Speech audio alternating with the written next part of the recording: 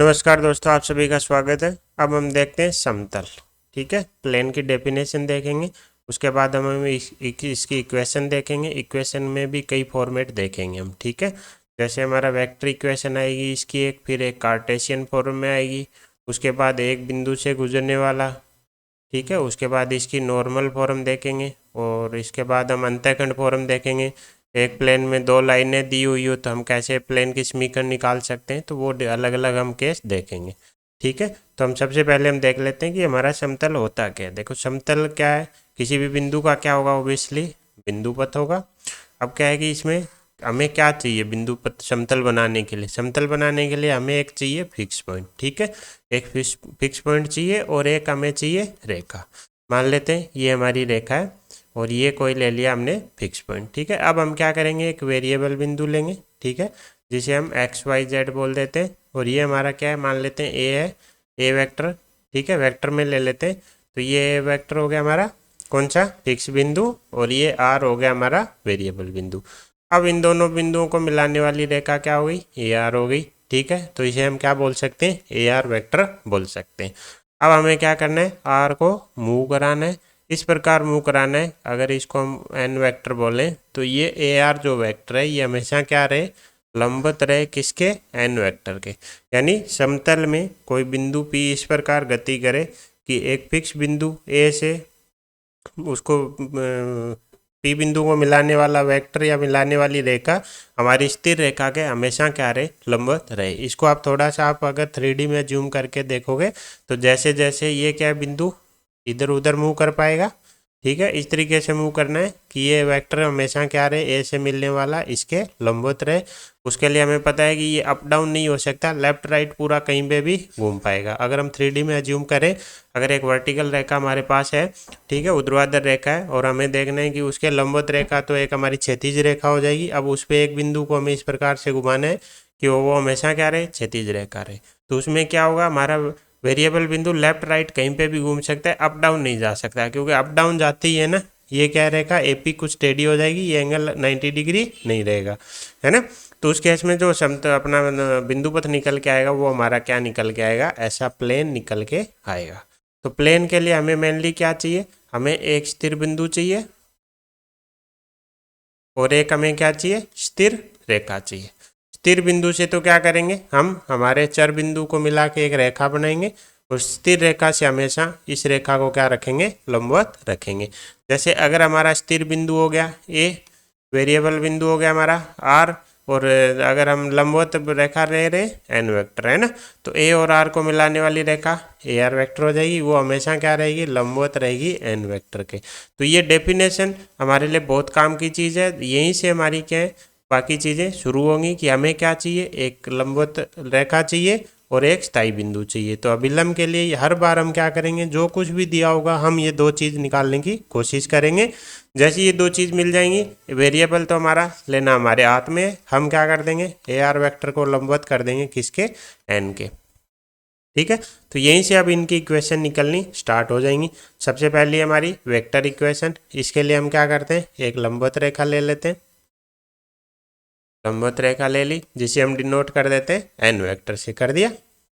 मान लेते हैं ये हमारा समतल है, ये इसके क्या हो गई, लंबवत रेखा हो गई, जिसे हम एन वेक्टर बोल रहे हैं। प्लेन में हमें क्या है, एक बिंदु दिया हुआ है, एक स्थिर बिंदु भी चाहिए, ये स्थिर बिंदु हो गया। अब हमें क्या करना है, वेरिएबल बिंदु लेना है। वेरिएबल बिंदु ले लिया, जिसका पोजिशन हो वेक्टर हमारा क्या है, आर वेक्टर ले लिया। अब हमें पता है इसकी डेफिनेशन से क्या है, ए आर वेक्टर क्या रहेगा, एन वेक्टर के हमेशा लंबवत रहेगा।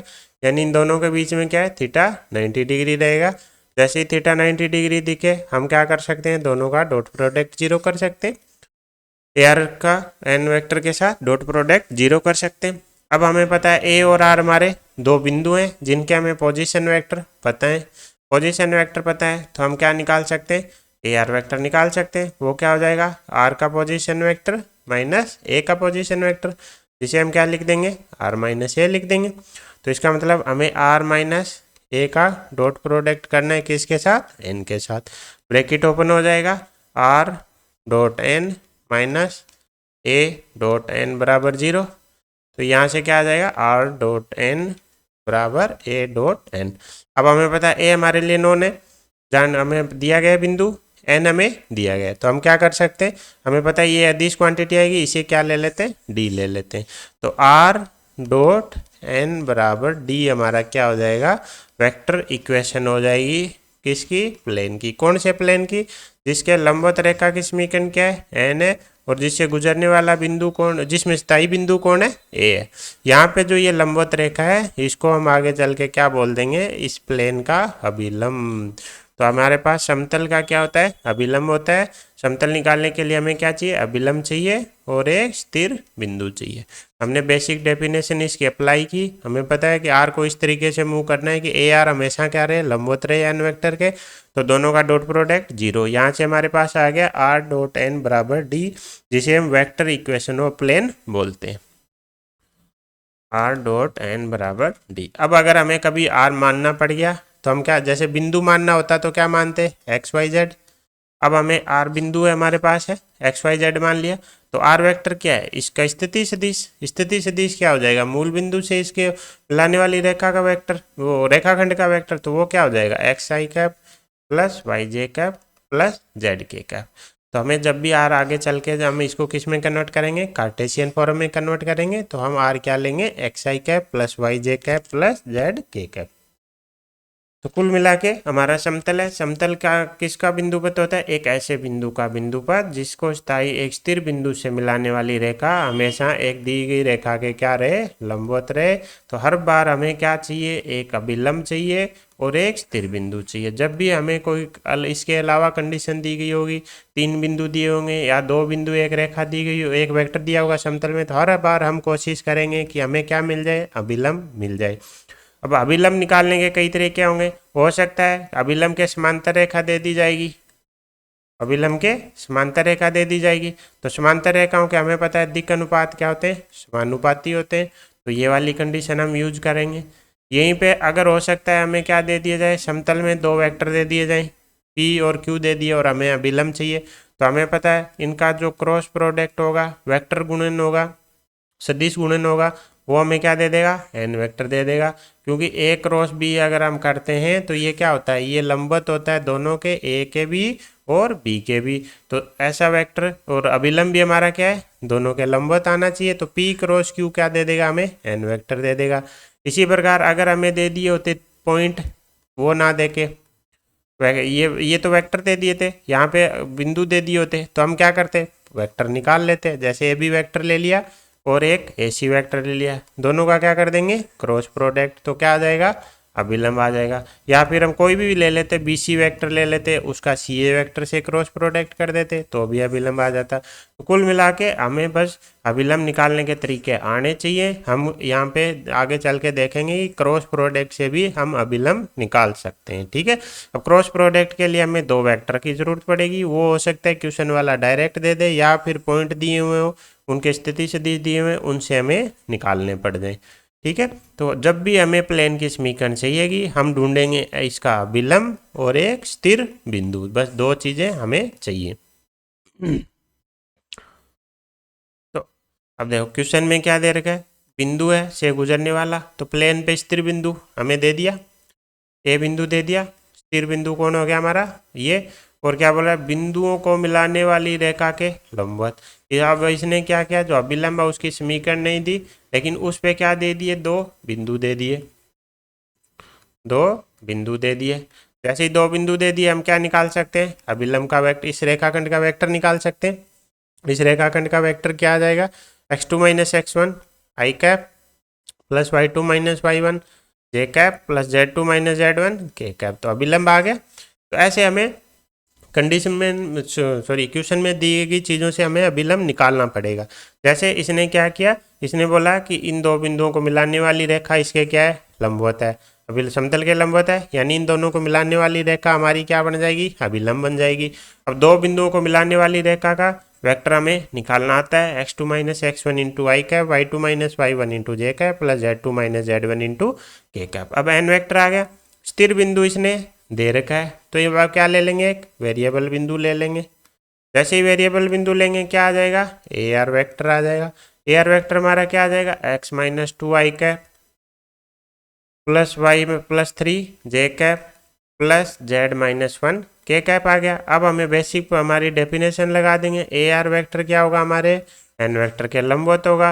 अगर ऐसा होगा तो दोनों का डॉट प्रोडक्ट जीरो होगा। डॉट प्रोडक्ट जीरो करना है, बस डॉट प्रोडक्ट हमें करना आता है ना। तो डॉट प्रोडक्ट जीरो कर देते हैं। हमारा आ जाएगा 1 into X minus two, 5 into Y plus three, minus 6 into Z minus one. तो जैसे ही हम करेंगे A R dot N vector बराबर जीरो, यानी 1 into X minus two plus 5 into Y plus three minus 6 into Z minus one बराबर zero. तो यहाँ से 5x आ जाएगा, यहाँ से सॉरी ये आ गया x आ जाएगा, x आ जाएगा, यहाँ से 5y आ जाएगा और यहाँ से माइनस का 6z आ जाएगा। ये -2, ये प्लस का 15, ये प्लस का 6 बराबर जीरो। तो x plus 5y minus 6 Z 15, 6 21 में से 2 गए तो प्लस 19 बराबर जीरो। क्या आ गई, हमारी समतल की समीकरण निकल के आ गई। तो हमें बस बेसिक चीज़ें पता होनी चाहिए कि हमें हमारी रिक्वायरमेंट क्या है, क्वेश्चन में हमें क्या दिया गया है, तो हमारा क्वेश्चन सोल्व होके आ जाएगा। तो हमें क्या याद रखना है कि समतल क्या होता है, एक ऐसे बिंदु का बिंदुपथ जो एक स्थिर बिंदु से मिलाने वाली रेखा और समतल के लंबवत रेखा उनसे क्या रहेगी, लंबवत रहेगी। तो ए आर रेखा क्या रहेगी, एन वेक्टर के लंबवत रहेगी। एक क्वेश्चन ने दे रखा था जो कि हमारा स्थिर बिंदु होता है। एन वेक्टर के लिए 2 बिंदु दिए गए थे, हमने निकाल लिए। ठीक है, अब इसी से हमारी आ जाएगी व्यापक समीकरण, जिसे हम क्या बोलेंगे, कार्टेशियन फॉर्म भी बोलेंगे। एक्स वाई जेड में आ जाएगी। ठीक है, एक्स वाई जेड में प्रथम घात का व्यापक समीकरण किसको निरूपित करता है, समतल को निरूपित करता है, जिसकी समीकरण किस फॉर्म में होगी, ए x plus B Y plus सी जेड बराबर जीरो, जिसकी अभिलंब, जिसमें ये ए बी सी क्या कहलाएंगी, अभिलंब की दिक्कोजें या फिर इनके समानुपाती होंगी। यानी देखो अब इसने क्या बोला, समतल आ गया A x plus B Y plus C Z plus D बराबर जीरो।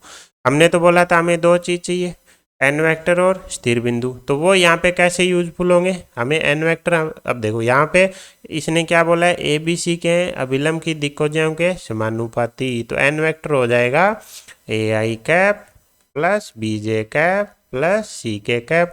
हमें पता है कोई भी वेक्टर आ रहा है उसमें आई कैप जे कैप और के कैप के गुणांक हमें क्या देते हैं, दिक्कोजें, और यूनिट वेक्टर में उनके गुणांक हमें क्या देते, सॉरी दिक् अनुपात देती हैं। ये हमें क्या देता है, दिक् अनुपात, और ये हमें क्या देंगी, दिक्कोजें। तो ये एन वेक्टर हो जाएगा। यहाँ पे ये दिक्कोजें होना जरूरी नहीं है, दिक्कोजें नहीं आएगा, यहाँ पे दिक् अनुपात आएगा, क्योंकि दिक्कोजें तो क्या होती हैं, 2 रेखाएं समांतर हैं तो उनकी सेम ही होंगी। समानुपाती कौन होंगे, दिक् अनुपात होंगे, तो यहाँ पे दिक् अनुपात आएगा।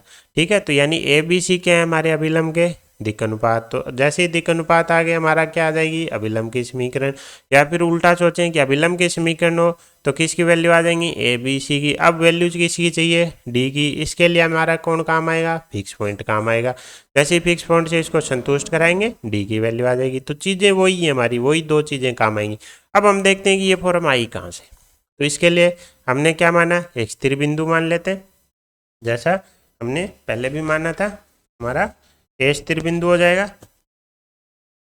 या फिर हम क्या करते हैं, एक अभिलंब ले लेते हैं। ठीक है, अभिलंब हमने मान लिया क्या, A I cap plus B J cap plus C K cap. ठीक है, इसके अलावा हमें क्या है, एक वेरिएबल बिंदु चाहिए। वेरिएबल क्या हो जाएगा, हमने बिंदु लेंगे एक्स वाई जेड, तो उसका स्थिति सदिश क्या हो जाएगा, एक्स आई कैप प्लस वाई जे कैप प्लस जेड के कैप। हमने थोड़ी देर पहले देखा था कि आर डॉट एन वेक्टर बराबर हमने क्या निकाला था, डी। तो इन दोनों का जैसे ही डॉट प्रोडक्ट करेंगे, a x plus B Y plus C Z बराबर क्या आ जाएगा, डी आ जाएगा। डी को इधर लाएंगे, a x plus B Y plus C z minus d को इसने कैपिटल डी मान लिया। तो ये वेक्टर वाली ही हमारी बेसिक इक्वेशन है, वहीं से सारी इक्वेशन 1 बाई 1 करके निकल के आएंगी।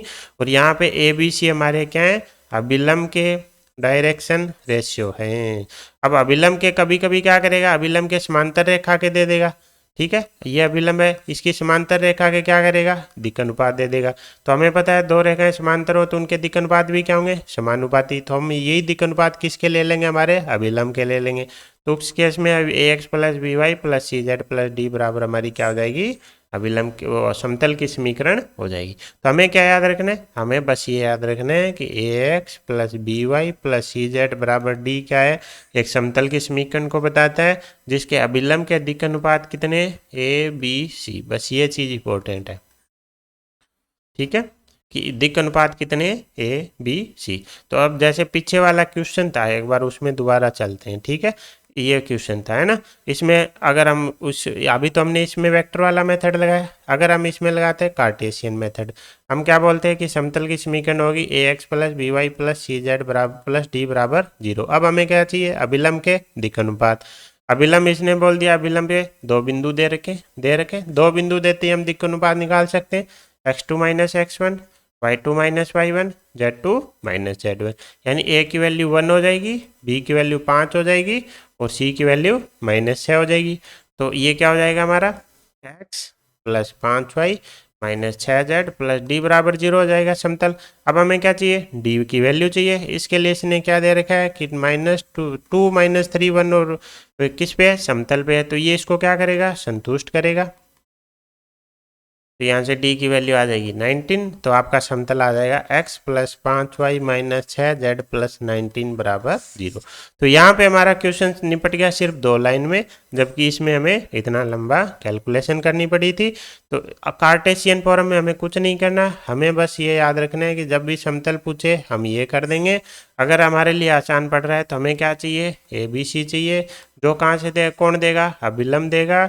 डी को फिक्स पॉइंट रख के देख लेंगे, ठीक है। तो ये हो गई सेकंड अप्रोच। अगर आपको ये याद नहीं रहे तो हमें बेसिक चीज़ तो याद रखनी है, क्योंकि यहीं से ये निकल के आई है।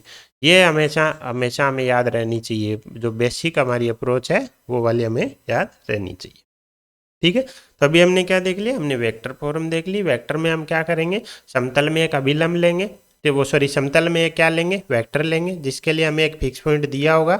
एक हम वेरिएबल पॉइंट ले लेंगे, दोनों बिंदुओं को मिलाने वाले रेखाखंड का क्या निकाल लेंगे, वेक्टर निकाल लेंगे।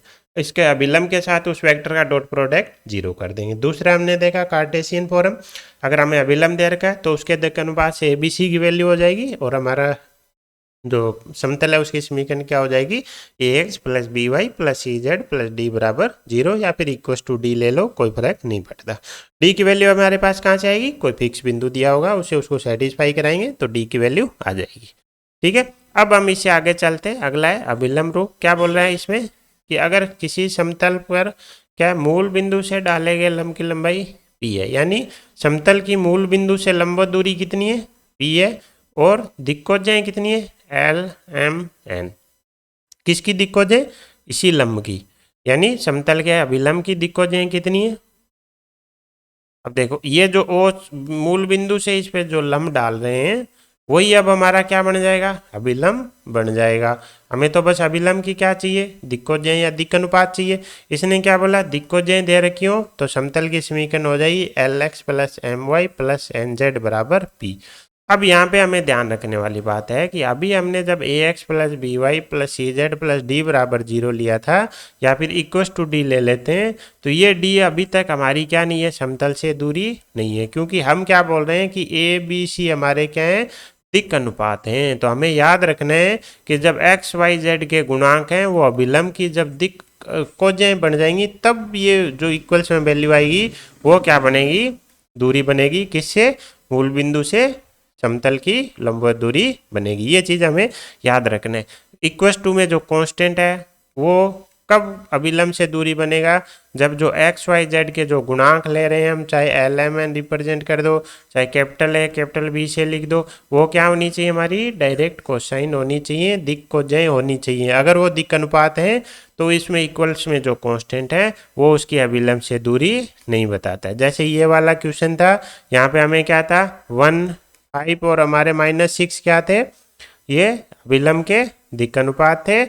तो ये अभी क्या है, जो इक्वस टू 19 आ रहा है, ये इसकी अभिलंब मूल बिंदु से समतल की दूरी नहीं है। पहले हमें इसमें किस में कन्वर्ट करना पड़ेगा, इनको दिक्कोज्यों में कन्वर्ट करना पड़ेगा। तो हमें बेसिक चीज़ है, इसमें हमें कोई भी कन्फ्यूजन नहीं रखना है कि LX plus MY plus NZ बराबर P। अगर समतल की आपकी समीकरण निकल के आ गई तो P क्या हो जाएगी, मूल बिंदु से दूरी हो जाएगी, यदि LMN आपकी क्या है, दिक्कोज्य हैं। अगर ये दिक् अनुपात है तो ये मूल बिंदु से इसकी लंबवत दूरी नहीं होगी। तो ये हम देख लेते हैं कैसे आता है। ठीक है, अभी भी हम हमारा क्या ले लेते हैं, जैसे हमने शुरू में देखा था क्या था, R vector dot N vector बराबर हमने क्या निकाल लिया था, D निकाल लिया था। ठीक है, अब हम क्या करेंगे, अब जैसे N वेक्टर लेंगे तो हमारे पास क्या आएगा, अभिलंब की दिक् अनुपात। दिक्कोज्यों के लिए क्या लेना पड़ेगा, यूनिट वेक्टर लेना पड़ेगा। तो इसको क्या करेंगे, इसके मापांक से क्या कर देते हैं, दोनों तरफ डिवाइड कर देते हैं। क्यों, क्योंकि हमें दिक्कोज्य लेके आनी है। तो ये बन गया R vector dot N vector. अब हमें पता है अगर अभिलंब की हमारी दिक्कोज्य LMN है तो N वेक्टर को हम क्या लिख सकते हैं, LI cap plus MJ cap plus NK cap, और इक्वस टू में क्या गया, D divided by N vector. R vector हमें पता है हम क्या लेते हैं, XI cap plus YJ cap plus ZK cap.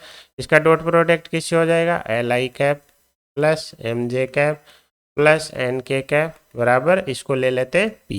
तो क्या आ जाएगा, LX plus MY plus NZ बराबर P। अब ये हमारी P क्या बन जाएगी, मूल बिंदु की अभिलंब से लंबवत दूरी बन जाएगी। तो बेसिक क्या है, हमारा वेक्टर इक्वेशन है, वहीं से सारी चीज़ें निकल के आएंगी। जब भी आप फंस जाओ किस पे शिफ्ट कर जाना, वेक्टर इक्वेशन पे। वेक्टर इक्वेशन भी कहाँ से आती है कि AR वेक्टर लंबवत होगा किसके, अभिलंब के। ठीक है, तो अगर हमारा किस दिक्कोज्य आ जाए तो हम क्या निकाल सकते हैं, मूल बिंदु से दूरी निकाल सकते हैं। दूसरा मेथड इसको देखने का, हमने थोड़ी देर पहले हमने माना कि अब अगर हमारे पास क्या दिए गए हो, अभिलंब के दिक् अनुपात, अभिलंब के दिक् अनुपात ही है, तो हम क्या निकाल सकते हैं, इसकी दिक्कोज्य निकाल सकते हैं। हमने जब हम दिक् अनुपात दिक्कोज्य निकाल रहे थे तो हमने देखा था क्या, A/L, ये क्या होंगे, समानुपाती होंगे, और ये किसके बराबर होगा, under the root A² plus B² plus C² के। तो यहाँ से क्या आ जाएंगी, दिक्कोज्य आ जाएंगी, दिक्कोज्य आ जाएंगी, L आ जाएगा, इसी प्रकार M आ जाएगा, इसी प्रकार N आ जाएगा। जैसे ही दिक्कोज्य आ गई, अब हमें पता है कि जो हमारी समीकरण थी क्या, AX plus BY plus CZ बराबर D, व्यापक समीकरण ले ली हमने किसकी, समतल की। हम क्या करते हैं, दोनों तरफ इससे डिवाइड कर देते हैं। तो ये A/रूट under the root A² plus B² plus C² into X plus B/ ये अंडर रूट वाला आ जाएगा प्लस C/ अंडर रूट आ जाएगा इंटू Z बराबर, इधर भी इससे क्या हो जाएगा, डिवाइड हो जाएगा। अब ये तो क्या बन गई, अभिलंब की दिक्कोज्य, और इधर क्या है, D/ under the root A² plus B² plus C² आया। अब हम इसे क्या बोल रहे हैं, मूल बिंदु से अभिलंब की लंबवत दूरी। हम बाद में देखेंगे समतल के बाद कि अगर हमारे पास समतल क्या है, AX plus BY plus CZ बराबर D, तो हम इसकी किसी भी बिंदु से क्या निकाल सकते हैं, मूल लंबवत दूरी निकाल सकते हैं, जो कि निकल के आती है कि इसमें वो बिंदु रख दो, BY1 plus CZ1 minus D, नीचे आता है अंडर द रूट में A² plus B² plus C²। लेकिन हमारा हम तो किससे दूरी देख रहे हैं अभी, मूल बिंदु से, तो मूल बिंदु से रखेंगे तो ये माइनस D बचेगा, और अंडर द रूट में ये, यानी D/ under the root A² plus B² plus C² हमारी क्या है, मूल बिंदु से दूरी है।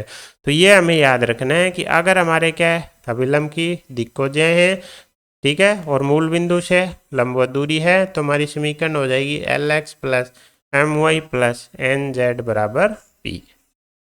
ये हमें डायरेक्ट याद रखना है। इसके अलावा अगर हमें दे दिया जाए क्या, अभिलंब के दिक् अनुपात, तो हमारी समीकरण हो जाएगी AX plus BY plus CZ plus D बराबर 0। ठीक है, तो ये जो LX plus MY plus NZ बराबर P निकल के आया है, ये हमारी कौन सी इक्वेशन कहलाती है, नॉर्मल इक्वेशन कहलाती है, जिसमें अब मूल बिंदु से डाले गए अभिलंब की दिक्कोज्य तो कितनी है, LMN, और उसकी लंब दूरी कितनी है, P है। जैसे क्वेश्चन दे रखा है कि समतल का समीकरण बताओ जिसकी मूल बिंदु से अभिलंब डाला उसकी लंबाई 5 है, और दिक्कोज्य कितनी दे रखी है, 2, 3, 6। अब हमें ध्यान से देखने वाली बात है कि L X plus M Y plus N Z बराबर पी, ये किसकी वैल्यू हो गई, पी की। ठीक है, लंबाई दे दी, तो ये जब यूज कर पाते हैं जब हमारे पास क्या हो, दिक्कोजें हो। हमें क्या चाहिए, दिक्कोजें चाहिए। लेकिन अगर हम ध्यान से देखें क्वेश्चन वाले ने फिर यहाँ पे एक गलत मिस प्रिंटिंग है, ये क्या है, दिक् अनुपात है। क्योंकि दिक्कोज्य होंगे तो वर्गों का योग क्या होता है, 1 होता है। तो 2 square plus 3 square plus 6 square तो 1 नहीं होगा। इसका मतलब ये क्या है, दिक् अनुपात है। तो हमें क्या दे रखे हैं, अभिलंब के दिक् अनुपात दे रखे हैं, जो कि कितने 2 3 6 है।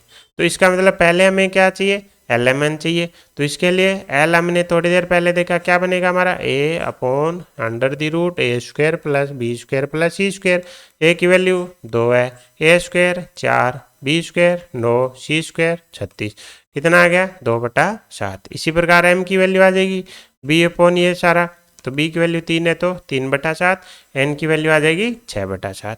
तो हमारा समतल क्या बन जाएगा, 2/7x plus 3/7y plus 6/7z बराबर पी, पी की वैल्यू 5 है, यानी 2x plus 3y plus 6z बराबर 35 हमारी क्या आएगी, अभिलंब की समीकरण आएगी। तो वो बस मेन पॉइंट इसमें यही है कि अगर अभिलंब की लंबाई दे रखी हो और अभिलंब के दिक्कोजें दे रखी हो तो ये अप्लाई होगा। अगर दिक् अनुपात दे रखे हैं तो उससे पहले हमें दिक्कोजें निकालनी पड़ेंगी, डायरेक्ट ये हम नहीं लिख सकते। ठीक है, एक्स वाई जेड के गुणांक अगर दिक्कोजें हैं तो ये क्या बनेगी, अभिलंब की वो लंब की लंबाई बनेगी। ठीक है, जैसे ये क्वेश्चन है, क्या दे रखा है, एक समतल दे रखा है, उस समतल का समीकरण चाहिए जो इस समतल के क्या है, समांतर है। ये समतल क्या है, x minus 2y plus 2z बराबर 5 है। और फिर क्या बोल रहा है कि उसकी मूल बिंदु से इकाई दूरी है। तो जब भी हमें मूल बिंदु से दूरी दे दी जाए, हमें कौन सी फॉर्म सोचनी है, L X plus M Y plus N Z बराबर पी। पी की वैल्यू दे दी, अब हमें क्या चाहिए, अभिलंब की दिक्कोजें चाहिए। लेकिन उसके लिए हमें क्या दे रखा है क्वेश्चन में कि जो हमें समतल चाहिए वो इस समतल के क्या है, समांतर है। मान लेते हैं ये समतल क्या है, P1 है, इसका अभिलंब मान लेते हैं N1 है। हमें हमारा समतल N2 चाहिए जिसका अभिलंब क्या है, N2। अब दिमाग से सोचो कि दो समतल अगर समांतर हैं तो उनके अभिलंब भी क्या होंगे, समांतर होंगे। यानी P1 समांतर है P2 के, तो इसके दोनों अभिलंब भी क्या होंगे, समांतर होंगे। यहाँ पे अगर हम देखें तो इस अभिलंब के क्या आ जाएंगे, दिक् अनुपात, क्योंकि ये कौन सी फॉर्म है, a x plus B Y plus C z वाली, यानी 1 माइनस 2 2xyz के गुणांक हमारे क्या बनेंगे, दिक् अनुपात बनेंगे। अब कभी भी कंफ्यूजन हो कि दिक् अनुपात है या दिक्कोजें, तो उनके वर्गों का योग करके देख लो, दिक्कोजें होंगी तभी उनके वर्गों का योग क्या आएगा, 1 आएगा। जैसे यहाँ पे 1 का स्क्वायर 1 माइनस 2 का स्क्वायर 4, 2 का स्क्वायर 4, कितना है 9। इसका मतलब ये दिक्कोजें तो नहीं है, ये क्या है, हमारे दिक् अनुपात है। तो अब फर्स्ट प्लेन के अभिलंब के दिक् अनुपात दे रखे, हमें जो प्लेन चाहिए उसका अभिलंब क्या है, उसके n1 के समांतर है। दो समांतर रेखाओं के दिक् अनुपात क्या होते हैं, समानुपाती होते हैं। तो ऐसी चीजें लिंक होती जाती हैं। हमने डायरेक्ट दिक्कोजें दिक् अनुपात पढ़े, हमने देखा गया दो रेखाएं समांतर हैं तो दिक् अनुपात तो क्या होंगे, समानुपाती, और दिक्कोजें दोनों की क्या होंगी, बराबर होंगी। तो इसके दिक् अनुपात तो हम समानुपाती, इसका मतलब यही वाले ले लेंगे। तो हमें यही तो चाहिए था। अब देखो ये अभी क्या है हमारे पास, दिक् अनुपात, जबकि हमें तो क्या चाहिए, दिक्कोजें चाहिए, तो वो हमें निकालनी आनी चाहिए। तो 1/√1 प्लस 4 बराबर 1/3, एम की वैल्यू -2/3, एन की वैल्यू 2/3, एल एम एन की वैल्यू आ गई। पी की वैल्यू हमारे पास है, तो आप क्या करो, इसमें पुट कर दो।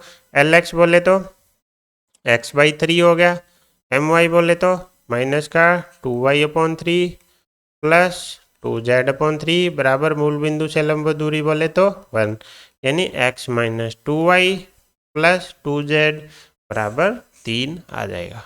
तो x minus 2y plus 2z minus 3 बराबर 0 हमारा क्या हो जाएगा, करेक्ट आंसर हो जाएगा।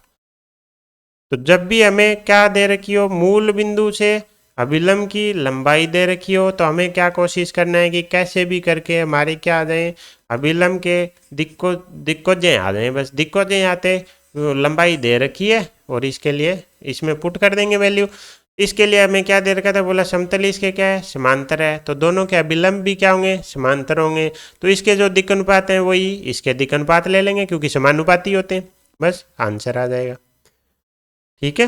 अब अगर किसी को डाउट हो रहा हो कि यहाँ पे क्या आप बोल रहे हैं, हम बोल रहे हैं कि दिक् अनुपात समानुपाती होंगे, जबकि हमने के तो क्या ले लिया, इक्वली ले लिया। आप क्या करो, लेके देख लो, A2/A1 बराबर क्या होगा, देखो उससे कोई फर्क नहीं पड़ेगा, मैं बताता हूँ आपको। तो दिक्कोजय निकल के आएंगे ना, उससे कोई फर्क नहीं पड़ेगा। यहाँ पे हम छोटा सा कंफ्यूजन क्लियर कर देते हैं, अगर किसी को हो रहा हो तो। दो अगर रेखाएं समांतर हैं तो हमें पता है दिक्कोजय क्या होंगी, बराबर होंगी। तो पहला मेथड तो है कि आप पहले की दिक्कोजय निकाल लो, वही किसकी हो जाएगी, दिक्कोजय दूसरे की हो जाएगी। यहाँ पे जो हमारे पहले समतल का अभिलंब है उसकी क्या करो, डायरेक्ट दिक्कोजय निकाल लो, जो कि 1/3 -2/3 और 2/3 हो जाएंगी, और यही हमारे अभिलंब N2 की दिक्कोजय हो जाएंगी। दूसरा, इन केस हमें जरूरत पड़ेगी नहीं, हमें तो दिक् अनुपात ही काम लेने, तो कोई फर्क नहीं पड़ता। V2/V1 बराबर क्या है, C2/C1। आप बराबर क्या लोगे, लेमडा। तो A2 की वैल्यू, इसके अभिलंब इनकी वैल्यू क्या हो जाएगी, लेमडा -2 लेमडा 2 लेमडा। लेकिन जैसे ही दिक्कोजय निकालोगे क्या आएगा, लेमडा का स्क्वायर डिवाइडेड बाई 9 लेमडा का स्क्वायर, नहीं लेमडा/9 लेमडा का स्क्वायर। तो ये लेमडा से लेमडा कैंसिल होके वापिस क्या आएगा, 1/3 ही आएगा। इसलिए हम डायरेक्ट उठा लेते हैं और वो अनुपात हम क्या ले लेते हैं, 1 ले लेते हैं। ठीक है, तो कोई दिक्कत नहीं है, दो समांतर रेखाएं तो उनके दिक् अनुपात हम इक्वल्स ले सकते हैं। ठीक है, तो अभी तक हमने क्या देख लिया, बेसिक हमारी वेक्टर, बस सब कुछ स्टार्ट कहाँ हुआ, यहाँ से क्या आई, वेक्टर इक्वेशन आ गई। ठीक है, उसके बाद हमारी क्या आ गई, कार्टेशियन फॉर्म आ गई, जिसमें हमारे ABC क्या थे, अभिलंब के दिक् अनुपात। अगर हमने इसको रिप्लेस कर दिया किससे, इनकी दिक्कोजय से, तो कौन सी फॉर्म आ गई थी, अभिलंब की फॉर्म। अब क्या बोल रहा है कि एक बिंदु के रूप में समतल का समीकरण, यानी क्वेश्चन वाला बोल रहा है कि इस बिंदु से गुजरने वाले समतल का समीकरण क्या होगा, ये होगा। तो हमें पता है, हम समतल की समीकरण क्या मानते हैं, AX + BY + CZ बराबर D मान लिया।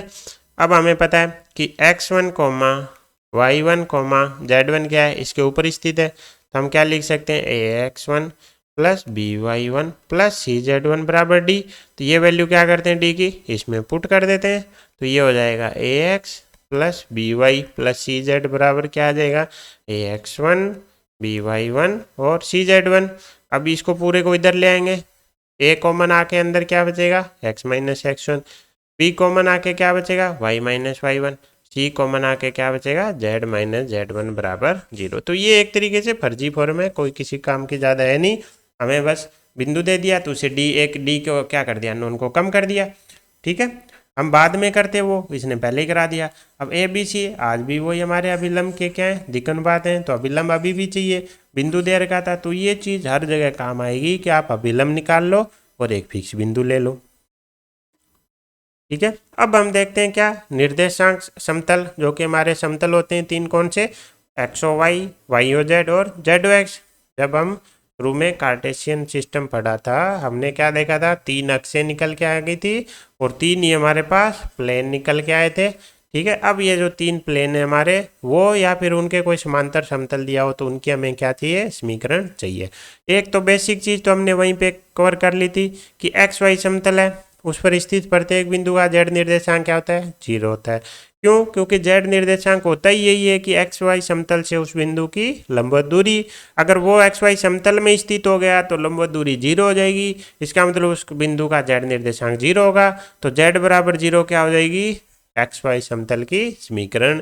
इसी प्रकार YZ समतल बिंदु, YZ समतल से लंबवत दूरी किसको बताती है, x निर्देशांक को। अब बिंदु आ गया YZ समतल में ही, तो x निर्देशांक क्या हो जाएगा, 0। x निर्देशांक 0 होते ही x बराबर 0 इसकी समीकरण हो जाएगी। क्यों, क्योंकि इस पर स्थित सभी बिंदुओं के लिए x बराबर 0 है। इसी प्रकार ZY समतल के ZX के लिए y बराबर 0 आ गई। एक तो ये बेसिक मतलब अंडरस्टैंडिंग वाली बात है। दूसरा, अगर हम चाहें तो अभी जो हम पढ़ रहे थे उससे भी हम इन्हें कैलकुलेट कर सकते हैं। तो वो हम देखते हैं कि हम कैसे कैलकुलेट कर सकते हैं। सबसे पहले हम उठा लेते हैं कौन सा समतल, XY समतल। हमें पता है समतल के लिए हमें क्या चाहिए, दो चीज़ें चाहिए। एक क्या दे दो, अभिलंब दे दो, और एक क्या दे दो, फिक्स पॉइंट दे दो। फिक्स पॉइंट हमें पता है, मूल बिंदु ले लेते हैं क्योंकि मूल बिंदु हर समतल में स्थित होता है। 0,0 इस समतल में है तो फिक्स पॉइंट मिल गया। हमें पता है जेड एक्स क्या होगी, हमारी समतल के लंबवत होती है एक्स वाई के। इसका मतलब जेड एक्स की दिशा में यूनिट जो वेक्टर होता है क्या, के कैप, वो हमारा क्या बन जाएगा, इसको एन कैप भी बोल दें क्योंकि यूनिट वेक्टर है। ये हमारा क्या बन जाएगा, अभिलंब बन जाएगा। तो अभिलंब हमारी कौन बन गई, जेड एक्स बन गई। फिक्स बिंदु कौन बन गया, मूल बिंदु बन गया। बस समतल के समीकरण के लिए हमें क्या चाहिए, बस दो ही चीजें चाहिए थी। हमें क्या चाहिए, समतल के समीकरण के लिए बस दो ही चीजें चाहिए, एक बिंदु मिल जाए और एक अभिलंब मिल जाए। तो हमारा बेसिक डायग्राम बना लेते हैं। ये हमारा क्या आ गया, बिंदु आ गया। फिर हम क्या करेंगे, एक वेरिएबल पॉइंट ले लेंगे। क्या ले लेंगे, एक्स वाई जेड ले लिया। क्या निकाल लो, ओ आर वेक्टर निकाल लो। एक्स आई कैप वाई जे कैप प्लस जेड के कैप। हमें पता है नॉर्मल हमारा क्या हो जाएगा, के कैप हो जाएगा। बस बेसिक वाली अगर डेफिनेशन लगा दें, ओ आर क्या होगा, लंबवत होगा किसके, हमारे अभिलंब के। तो दोनों का डॉट प्रोडक्ट क्या होगा, 0 होगा। तो इसका एक्स आई कैप प्लस वाई जे कैप प्लस जेड के कैप डॉट, इसको हम क्या लिख सकते हैं, 0 आई कैप प्लस 0 जे कैप प्लस 1 के कैप लिख सकते हैं। तो 0 आई कैप प्लस 0 जे कैप प्लस के कैप, तो x इंटू 0 0 हो जाएगा, plus y into 0 0 plus z into 1 z, ये क्या होगा, इक्वस टू 0। तो क्या आ गया, z इक्वस टू 0 आ गया। तो ऐसे भी हम निकाल सकते हैं। हमें क्या चाहिए, बस एक पॉइंट चाहिए। पॉइंट हमें पता है तीनों केस में हम क्या लेंगे, मूल बिंदु लेंगे। मूल बिंदु तीनों समतलों में होता है। एक वेरिएबल पॉइंट लेना है हमें, उसे हमें क्या मिला, ओ आर वेक्टर मिला।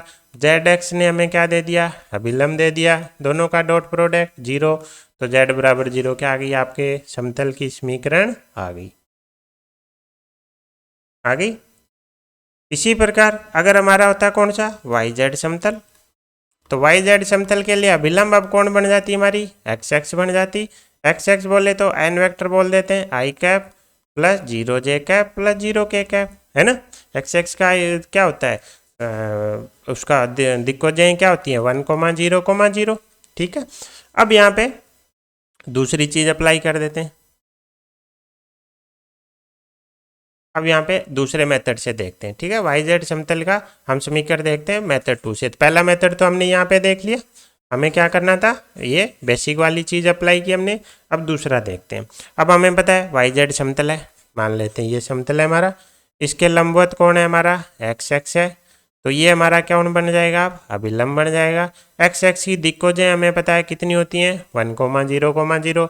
इस पे हमें क्या चाहिए, एक फिक्स पॉइंट, कौन है, मूल बिंदु, या फिर फिक्स पॉइंट मान लेते हैं, नहीं चाहिए एक बार के लिए। अब हमें पता है अगर हमें दिक्कोजें चाहिए तो नॉर्मल फॉर्म क्या होती है, L X plus M Y plus N Z बराबर पी। हमें पता है पी क्या आती है आपकी, मूल बिंदु से अभिलंब की दूरी। मूल बिंदु से डालेंगे, लंब की क्या थी, लंबाई थी। लेकिन अब हमारा मूल बिंदु क्या है, वाई जेड समतल में स्थित है। इसका मतलब P बराबर तो क्या हो जाएगा, 0 हो जाएगा। एल एम एन हमारे क्या थे, अभिलंब की दिक्कोजें। तो अभिलंब की दिक्कोजें कितनी है, 1,0,0। तो इसमें क्या करो, 1,0,0 पुट कर दो, तो 1 into X plus 0 into Y plus 0 into Z बराबर 0। तो क्या आ गया, x बराबर 0। तो अभी तक जो पढ़ी थी वो मेथड लगा के भी हम क्या है, कोई भी हमारे निर्देशित समतल की समीकरण निकाल सकते हैं। अदरवाइज हमें वो बेसिक हमें याद रहना चाहिए कि वाई जेड समतल में हर बिंदु का x निर्देशांक 0, इसलिए x बराबर 0 उसकी समीकरण हो जाएगी। ठीक है। अगर वैसे ना देखो तो हमने दो मेथड देख लिए, कौन कौन से, कि एक तो हमने हमारा ये कौन सा नॉर्मल फॉर्म देख लिया। इसमें P क्या हो गया, हमारा 0 हो गया, क्यों P क्या होती है, अभिलंब से, सॉरी मूल बिंदु से लंब की लंबाई। मूल बिंदु तो समतल में बैठा है, लंब की लंबाई 0 हो गई। एल एम एन क्या होते हैं, इसके लंब की अभिलंब की दिक्कोजें। तो एक्स एक्स क्या है, अभिलंब। तो एक्स अक्षों की दिक्कोजें हमें डायरेक्ट याद होनी चाहिए। एक्स एक्स है, एक्स एक्स का अब देखो कैसे निकालते हैं दिक्कोजें। हमें पता है एक्स एक्स पे कोई भी एक्स एक्स है, हमने शुरू में देखा था कि ये क्या करेगी, खुद के साथ कौन 0, वाई एक्सेस के साथ 90 डिग्री, जेड एक्सेस के साथ 90 डिग्री। तो उसकी दिक्कोजें क्या हो जाएंगी, 1 0 0।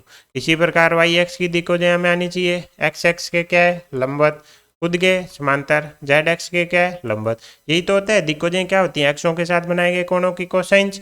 अब इनके कोसाइन लेंगे तो 0 1 0 बन जाएंगे। इसी प्रकार जेड एक्स का आ जाएगा 0 0 1। तो अगर आप डायरेक्ट याद रखो पाओ तो बहुत ही बढ़िया, अदरवाइज हमारे पास दो मेथड हैं। कौन कौन से मेथड हैं? एक तो बेसिक वाला, कोई एक बिंदु ले लो, फिक्स बिंदु, वेरिएबल बिंदु लिया, और क्या चाहिए? अभिलंब। अभिलंब इनमें से हमें पता है हर बार एक एक्स को इनको ही अभिलंब बनेगी, मूल बिंदु हमारा फिक्स पॉइंट बनेगा, वेरिएबल हम ले लेंगे A R O R vector dot N vector 0 करेंगे, हमारा समीकरण निकल के आ जाएगी। या फिर हम क्या निकाल सकते हैं? नॉर्मल फॉर्म भी यूज कर सकते हैं। ठीक है, इसी प्रकार अब हमें दे दिया क्या? एक्स वाई समतल से सी दूरी पर इसके समांतर समतल का समीकरण। यानी अगर ये आपका एक्स वाई समतल था तो अब क्या किया? इससे सी दूरी पर ले लिया। तो हमें पता है अगर हम ये एक्स वाई समतल बोल रहे हैं तो हमें पता है ये क्या होगा? 0,0। इससे इस पर डालेगी लंब की लंबाई, अब क्या हो जाएगी? सी हो जाएगी। यानी पी बराबर अब क्या हो जाएगा? सी हो जाएगा। जब एक्स वाई समतल के समांतर है तो एक्स वाई का अभिलंब कौन आया था? हमारी जेड एक्स आई थी। तो दोनों समांतर हैं तो इसकी भी जेड एक्स क्या होगी? अभिलंब होगी ओबियसली। तो अभिलंब अभी भी हमारी कौन होगी? जेड एक्स होगी। तो अभिलंब की दिक्कतें क्या होंगी? 0,0,1। तो बस वही फॉर्म लगा देंगे, L X plus M Y plus N Z बराबर पी। 0 0 प्लस जेड बराबर पी, पी की वैल्यू सी हो जाएगी। सेम हम किसके लिए कर देंगे? वाई जेड समतल के समांतर के लिए कर देंगे। अब हमें पता है वाई जेड के केस में हमारी कौन सी एक्स अभिलंब बनी थी?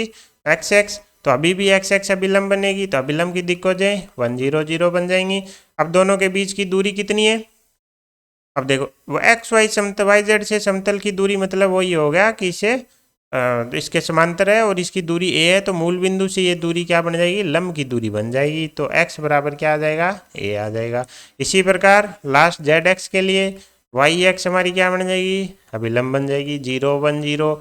अब हमें पता है जेड एक्स और हमारे समतल के बीच की दूरी यानी मूल बिंदु से लंब की लंबाई कितनी दे रखी है? b दे रखी है।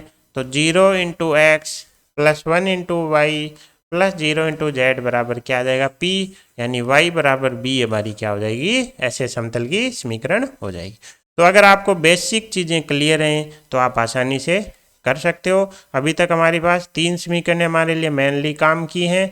फिक्स पॉइंट दिया हो तो उसका अभिलंब के साथ डॉट प्रोडक्ट 0 कर दो। अभिलंब के दिक् अनुपात बताओ तो x plus B Y plus सी जेड बराबर डी भी कर सकते हो।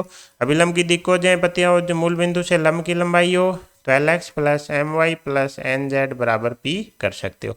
अब इसमें हमें ध्यान रखना है कि P क्या है? मूल बिंदु से लंब की लंबाई है, अगर वो दी गई है तो ही हमारे ये टर्म काम की है। ये दोनों हम कहीं पे भी अप्लाई कर सकते हैं।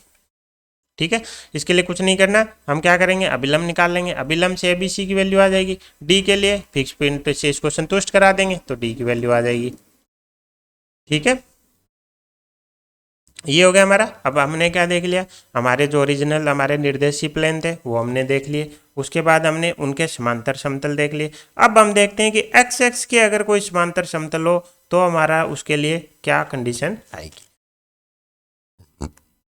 तो हम सबसे पहले क्या करते हैं? हमारा समतल मान लेते हैं a x plus B Y plus C Z बराबर डी। अब हम क्या करेंगे? इसको एक्स एक्स के समतल के एक्स एक्स के समांतर कर देंगे। अगर ये समीकरण हमने दे रखी है तो इसको देखते ही एक चीज़ क्लियर हो जानी चाहिए कि हमारे अभिलंब के दिक् अनुपात क्या है? ए बी सी है हमारे। अब एक चीज़ और हमें यहाँ पे थोड़ी सी विजुअलाइज करनी है कि अगर ये हमारा समतल है, ये क्या है? हमारा अभिलंब है। अगर ये एक्स एक्स है जो इसके क्या है? समांतर है, तो अभिलंब के ये क्या हो जाएगी? लंबवत हो जाएगी। यानी जो हमारा अभिलंब है वो लंबवत होगा किसके? एक्स एक्स के। बस ये कंडीशन अप्लाई करनी है जिससे इसने जो बोला है कि एक्स एक्स क्या क्या होना चाहिए? समतल समांतर होना चाहिए, तो अभिलंब के क्या हो जाएगा? लंबवत हो जाएगा।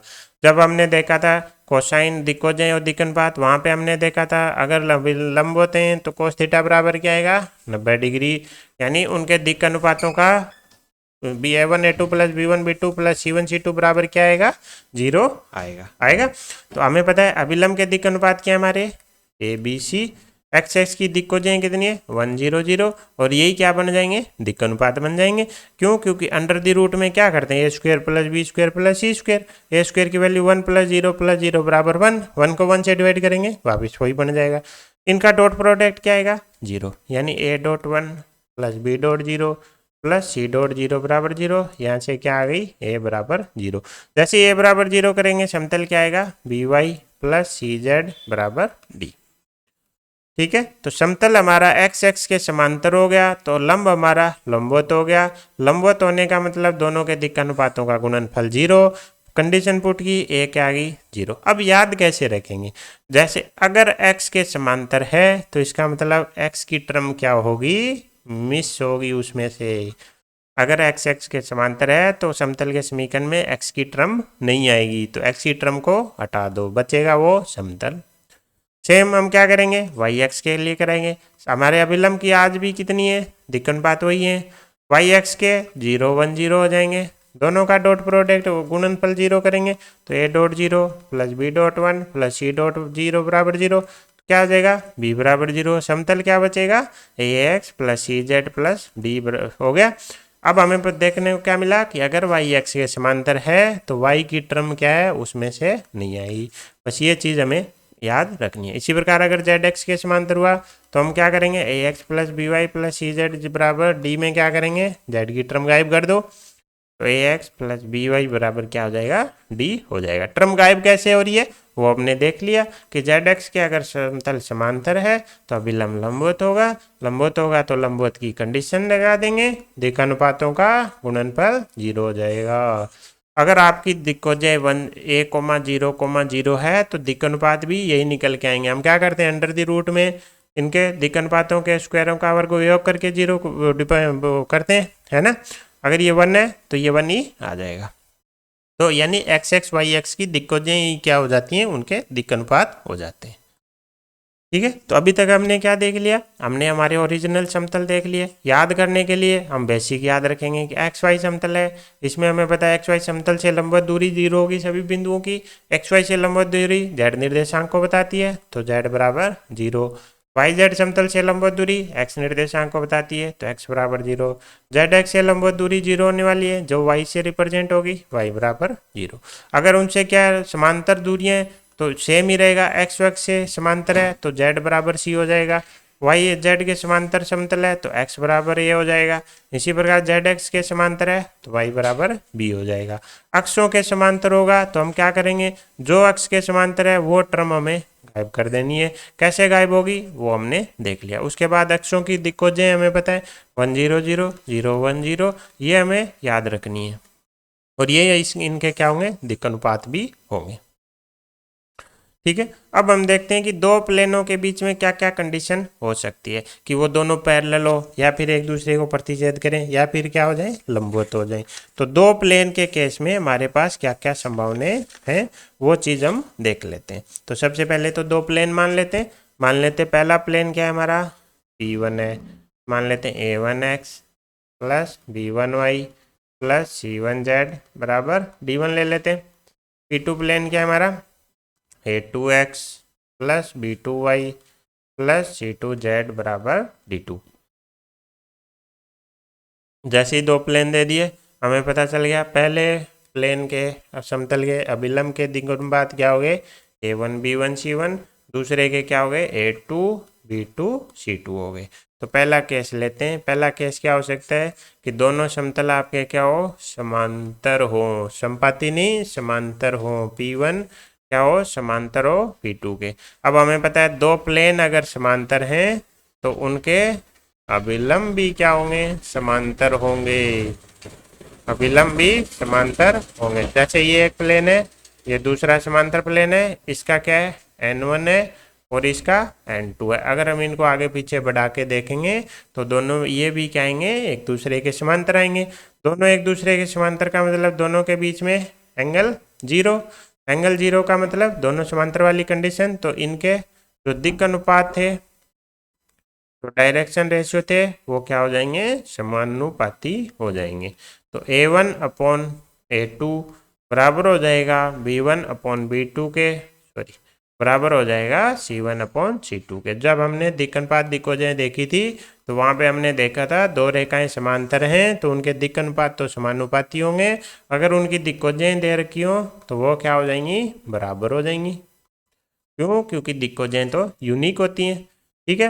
दूसरा केस क्या हो सकता है कि समांतर तो हो, साथ में क्या हो जाए, समपाती हो जाए, यानी P1 है वहीं पे हमारा क्या आ जाए, P2 आ जाए। तो उस केस में क्या होगा, समांतर वाली कंडीशन तो लगेगी, यानी दिक् अनुपात समानुपाती तो होंगे ही होंगे, साथ में D1 और D2 भी क्या हो जाएंगे, समानुपाती हो जाएंगे। ठीक है। तीसरा केस क्या हो सकता है कि दोनों क्या हो जाएं, लंबवत हो जाएं। अगर समतल लंबवत हो गए, जैसे मान लेते हैं ये एक समतल है, ठीक है, और इसका ये अभिलंब है कौन, N1। दूसरा हमें क्या लेना है, इसके लंबवत समतल लेना है, इसके क्या लेने, लंबवत समतल लेना है। तो हम कुछ ऐसा ले लेते हैं कि ये क्या है, दोनों लंबवत हैं, तो इसका इसका जो अभिलंब होगा वो क्या होगा, इस समतल के लंबवत होगा। तो कुछ ऐसा होगा। तो अगर हम ध्यान से देखें कि अगर हमारे समतल लंबवत हैं तो अभिलंब भी क्या आएंगे, लंबवत आएंगे। दोनों अभिलंब क्या आएंगे, लंबवत आएंगे। लंबवत मतलब थीटा बराबर 90 डिग्री, तो दोनों के बीच में कोस थीटा 0 हो जाएगा। तो हमें पता है A1 A2 plus B1 B2 plus C1 C2 बराबर क्या हो जाएगा, 0 हो जाएगा। तो इसमें हमें समतल पे चीज़ें देखनी है, लेकिन हमें कंडीशन कौन देगा, अभिलंब देगा। यूज क्या आएंगे, वही दिक्कोजें और दिक् अनुपात हमारे यूज आने वाले हैं। हमारे पास रेखाएं कौन हो जाएंगी, समतलों के अभिलंब हमारी रेखाएं हो जाएंगी। ठीक है। अब हम देखते हैं कि अगर हमें 3 बिंदुओं से गुजरने वाले समतल का समीकरण दे दिया जाए तो हम कैसे निकालेंगे। तो इसमें हम क्या करेंगे, 2-3 मेथड सीखेंगे। ठीक है। सबसे पहले हम पहला मेथड देखते हैं, हालांकि ठीक है। पहला मेथड क्या कहता है कि आप क्या मान लो, समतल मान लो, ax plus B Y plus सी जेड बराबर डी मान सकते हैं। अब हमें पता है ये बिंदु x1 y1 z1 से गुजरेगा, तो हमारे पास क्या आ जाएगा, ax1 by1 प्लस सी जेड1 बराबर डी। दूसरे पॉइंट से भी इसको क्या करा देंगे, संतुष्ट करा देंगे। इसी प्रकार तीसरे पॉइंट से भी संतुष्ट करा देंगे, करा दिया। अब हमारे पास 3 समीकरण है, 3 समीकरणों से क्या होंगी, ए बी सी की वैल्यू आ जाएंगी। लेकिन वो वैल्यू किसकी टर्म में आएंगी, डी की टर्म में आएंगी। जैसे ही डी की टर्म में यहाँ आएंगी, रखेंगे, क्या आ जाएगी, समीकरण आ जाएगी। लेकिन ध्यान देने वाली बात है, ये समीकरण हमारे लिए कब यूजफुल होगी, जब आपको निर्देशांक जो पॉइंट है वो कुछ इस फॉर्म में दे दिए जाएं। जैसे मान लो कि अल्फा 0,0 0, बीटा 0 0, गामा, यानी बिंदुओं के निर्देशांक क्या हो, ज़्यादा से ज़्यादा 0 हो। उसी केस में ये हमारे लिए क्या है, यूजफुल है। तो पहला मेथड तो हो गया कि आप बिंदुओं को इसमें रखो, ए बी सी की वैल्यू डी की टर्म में निकालो, डी चारों दोनों साइड से कॉमन आके कट जाएगा, आपके पास इसकी समीकरण आ जाएगी। ठीक है। जैसे अगर ये बिंदु दिए होते तो हमारे पास क्या आता, ए अल्फा बराबर डी आ जाता, तो ए की वैल्यू क्या आ गई, डी अपॉन अल्फा। जैसे ही 0 बीटा 0 से संतुष्ट कराते तो बी बीटा बराबर क्या हो जाता, डी। तो यहाँ से बी की वैल्यू आ गई, क्या आ गई, डी अपॉन बीटा। इसी प्रकार सी गामा बराबर डी आ जाता, तो गामा सी की वैल्यू क्या आ जाती, डी अपॉन गामा। जैसे ही उसमें रखते डी चारों तरफ से कॉमन आके X upon alpha Y upon beta plus Z upon gamma बराबर 1 आ जाता। तो ये तभी यूजफुल है जब इनमें क्या हो, ज़्यादा से ज़्यादा 0 हो। उस केस में क्या है, ये इक्वेशन है आज सरल हो जाएंगी सोल्व करने में। अगर इनमें ये ऐसा नहीं है तो ये क्वेश्चन हमें थोड़ा मुश्किल हो जाएगा। ये मेथड हम दूसरा मेथड ट्राई करेंगे। तो अब हम देखते हैं दूसरा मेथड, जो कि हमारा प्रॉपर मेथड होना चाहिए, जो कि हमारा बेसिक जो होता है ना हमारा, कहाँ से कि नॉर्मल वेक्टर दिया हो, फिक्स बिंदु दिया हो, उनके का डॉट प्रोडक्ट 0 होगा, वहीं से निकल के आएगा। तो हमें 3 बिंदु दिए गए, तो ये हमारा क्या हो गया, समतल हो गया। मान लेते हैं ये बिंदु क्या है, ए है, ये बी है, ये सी है। अब हमें पता है समतल के लिए हमारी 2 ही डिमांड है, एक हमें फिक्स पॉइंट मिल जाए, तो फिक्स पॉइंट तो इसने 3 दे रखे हैं, कोई भी एक ले लो।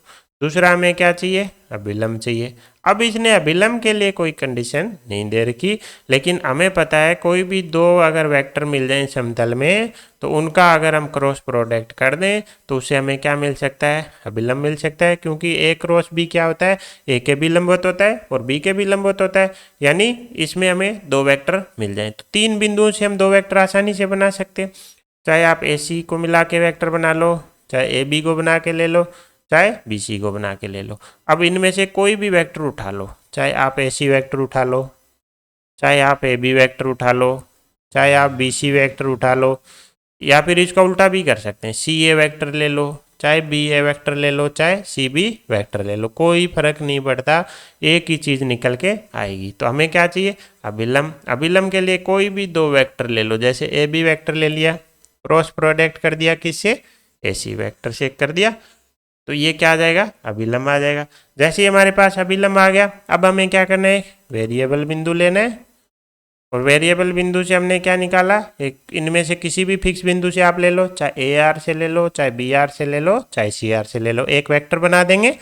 एक वेक्टर बना, उसका क्या, उसको क्या कर देना है, अभिलम के लंबवत कर देना है।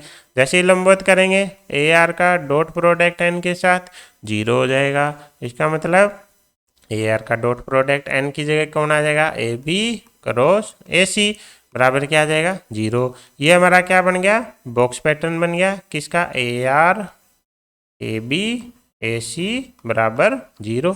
ये हम वेक्टर में भी देखते हैं, तो ये इससे हमारी क्या आ जाएगी, समतल की समीकरण आ जाएगी।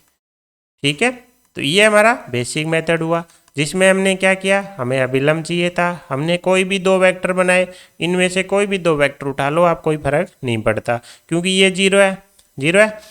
अब हम कोई भी दो उठा सकते हैं, आंसर सेम ही आएगा। अब देखो ए आर वेक्टर को हम क्या लिख देंगे, R A vector minus R A vector लिख देंगे, माइनस बाहर आएगा, बराबर में 0 है, कोई फर्क नहीं पड़ेगा। चाहे आप अब ए बी की जगह चाहे बी ए ले लिए होते, माइनस बाहर आता, माइनस बाहर चला जाता। तो कोई भी दो वेक्टर ले लो, उनका क्या कर दो, क्रॉस प्रोडक्ट, उससे हमें क्या मिल जाएगा, अभिलम मिल जाएगा। अब हमें क्या चाहिए, एक फिक्स बिंदु, फिक्स बिंदु इनमें से कोई भी ले लो। ठीक है, तो ये हमारा प्रॉपर मेथड है कि हमें अभिलम चाहिए। अभिलम के लिए हमने दो वेक्टर बनाए, उनका क्या कर दिया, क्रॉस प्रोडक्ट। अब देखो, जब हम अभिलम निकाल रहे हैं उसमें हमें वेरिएबल को नहीं घुसाना है, वरना तो हमारी कॉम्प्लिकेटेड बहुत ज़्यादा हो जाएगी क्वेश्चन। अभिलम जब बना रहे हैं तो उसमें हमें अपने प्रॉपर वेक्टर चाहिए, जो कि ए बिंदु बी बिंदु सी बिंदु दिए गए हैं, इनसे हमारे आ जाएंगे। फिर हमें क्या करना है, फिक्स पॉइंट लिया, वेरिएबल पॉइंट लिया, वेक्टर बनाया, वेक्टर को अभिलम के क्या कर दिया, लंबवत कर दिया, जो कि हम शुरू से करते आ रहे हैं।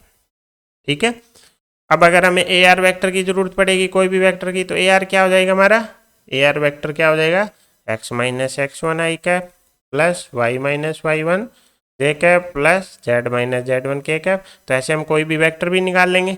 ठीक है, दूसरा देखो, अब एक चीज़ यहाँ पे और भी समझ सकते हैं, हमें पता है कि हमारा एक समतल है, समतल में तीन बिंदु हैं, तीन बिंदु हैं ए बी सी, ये तो दिए गए। हमने हमारा एक क्या ले लिया, वेरिएबल बिंदु ले लिया। अब हमें क्या करना है, हम अगर इन बिंदुओं से मिला के कोई भी वेक्टर बनाएंगे, सारे क्या होंगे, समतली आएंगे। जैसे चाहे बी आर ले लो, चाहे सी आर ले लो, चाहे बी सी ले लो, चाहे ए सी ले लो, ए बी ले लो, ए आर ले लो, इनमें से कोई भी वेक्टर उठा लो, क्या आएगा, समतलीय आएंगे। तो हमें चाहिए तीन वेक्टर, और तीन वेक्टर अगर मिल जाए, जैसे R1 R2 R3, तो उनको समतलीय करने के लिए बॉक्स प्रोडक्ट क्या कर देंगे, 0 कर देंगे। अब हमें पता है, जैसे ए बी अगर ए सी बी सी लिया तो वो 0 ही आ जाएगा। उसमें अब हमें किसको घुसाना है, एक्स वाई जेड को घुसाना है। तो इसका मतलब एक वेक्टर हमें क्या ले लेना है, चाहे ए आर ले लो, चाहे बी आर ले लो, चाहे सी आर में से ले लो। जैसे बी आर वैक्टर ले लिया, दूसरा ए बी वैक्टर और ए सी वैक्टर ले लिए और 0 कर दो, जिसमें से हमें क्या, एक अननोन वेक्टर लेना है, बाकी दो नॉन लेने हैं। नॉन इसलिए लेते हैं कैलकुलेशन आसान हो जाए, एक अननोन लेना जरूरी है क्योंकि हमें एक्स वाई जेड में समीकरण चाहिए। तो ये बॉक्स क्या दे देगा, हमें समतल की समीकरण दे देगा। इससे एक्स वाई जेड में क्या आएगी, इक्वेशन आएगी, जो किसको रिप्रेजेंट करेगी, हमारे समतल को रिप्रेजेंट करेगी। तो यहाँ पे आप तीन वेक्टरों के समतलीय होने की प्रॉपर्टी यूज करके भी हम निकाल सकते हैं। उनका बॉक्स प्रोडक्ट क्या निकल के आएगा, 0 निकल के आएगा। ठीक है, तो हमने मेनली तीन मेथड देख लिए। पहला मेथड तो हमारा बेसिक मेथड है कि आप क्या करो, ए आर निकालो, लंबवत कर दो एन वेक्टर के। एन वेक्टर के लिए क्या करो, दो कोई नॉन वेक्टर निकालो, उनका क्रॉस प्रोडक्ट कर दो। दूसरे मेथड में हमने क्या देखा कि आप a x plus B Y plus C Z बराबर डी वाला ले लो, उसमें वैल्यू रखो, तीन समीकरण बनाओ, ए बी सी की वैल्यू निकालो। तीसरा हमने क्या देखा कि आप क्या बना लो, तीन वेक्टर बना लो। तीन वेक्टर में से तो दो तो क्या होंगे, हमारे नॉन होंगे, यानी उनमें कोई वेरिएबल नहीं होगा, और एक हमें क्या लेना है, वेरिएबल लेना है, यानी जिसको एक्स वाई जेड पॉइंट को लेके बनाना है। इन तीनों को फिर क्या करो, आप इनका बॉक्स प्रोडक्ट 0 कर दो, क्योंकि तीनों हमारे क्या रहने वाले, समतलीय रहने वाले। तो इन 3 मेथड से हम देख सकते हैं कि हमारी क्या आ जाएगी, समतल की समीकरण आ जाएगी। इसी प्रकार अब देखो इसे आगे देखते हैं। अगर हमें दे दिया जाए, जैसे समतल में अभी तो 3 बिंदु थे, मान लो एक तो दे दिया P बिंदु, ठीक है, मान लेते हैं 3 बिंदु दे दिए, एक बिंदु P दे दिया, एक Q दे दिया। अब हमें तीसरा बिंदु ना देके क्या दिया, दे दियो, सॉरी अगर हमें दे दिया हो कि एक तो बिंदु दे दिया और 2 वेक्टर दे दिए, मान लो 2 क्या दे दिए, वेक्टर दे दिए, तो फिक्स बिंदु तो इस बार हमारा क्या है, हमारे पास एक ही ऑप्शन है, किसको लेना पड़ेगा, ए को। हमें क्या चाहिए, अभिलंब। समतल में हमारे पास 2 वेक्टर दे रखे हैं, क्या आ जाएंगे, P क्रॉस Q। बस तो 2 ही चीजें तो चाहिए हमें, क्या चाहिए, एक फिक्स बिंदु और एक अभिलंब। अभिलंब समतल में 2 बिंदुओं के क्रॉस प्रोडक्ट से आ जाएगा। तो हमें क्या करना है, एक वेरिएबल बिंदु लेना है, हमारी वही basic method. A R vector क्या हो जाएगा हमारा, ए आर को क्या लिख सकते हैं, आर माइनस एस वैक्टर। अब इसका क्या करना है, डॉट प्रोडक्ट किसके साथ, एन वेक्टर के साथ क्या कर देंगे, 0 कर देंगे। ए आर वेक्टर क्या आ जाएगा, R minus A, N vector की जगह क्या आ जाएगा, P क्रॉस Q बराबर 0। ध्यान रखना ये डॉट प्रोडक्ट है। अब क्या ब्रैकेट ओपन हो जाएगा, तो r dot P cross Q minus आएगा वो उधर जाके प्लस का हो जाएगा, a dot P cross Q, यानी r vector P vector Q vector का बॉक्स बराबर हो जाएगा किसके, a vector P vector Q vector के बॉक्स के बराबर क्या आ जाएगी, समतल की समीकरण आ जाएगी। अब हम देख रहे हैं अलग अलग केस, जब हमें जो चीज़ें दी गई हो इन्फॉर्मेशन, उससे हम समतल की समीकरण कैसे निकाल सकते हैं। पहला हमने देखा, हमें दे दिए गए 3 बिंदु, 3 बिंदुओं से एक बिंदु तो मिल गया फिक्स पॉइंट, लेकिन हमें क्या चाहिए, अभिलंब। अभिलंब के लिए समतल में 2 वेक्टर निकाल लो, तो 3 में से कोई भी 2 बिंदु लेके 2 वेक्टर निकाल लिए, उनका क्रॉस प्रोडक्ट कर दिया। दूसरा हमने देखा कि हमें डायरेक्ट ही क्या दे दिए, वेक्टर ही दे दिए, तो P और Q हमें क्या दे देंगे, हमारा अभिलंब दे देंगे। फिक्स बिंदु कौन हो गया, N हो गया। बेसिक चीज अप्लाई करनी है, दोनों का डॉट प्रोडक्ट 0, क्या आ जाएगी, समतल की समीकरण निकल के आ जाएगी।